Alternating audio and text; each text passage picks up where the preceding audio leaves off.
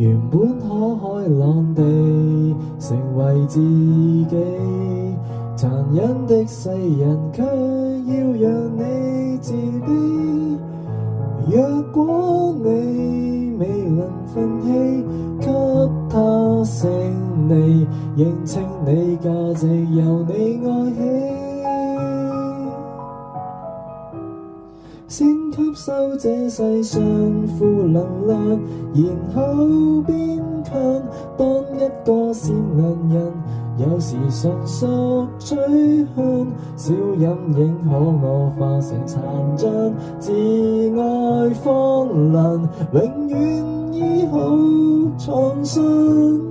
這扭曲的宇宙為存活，誰有精神都不見得，心要很遠。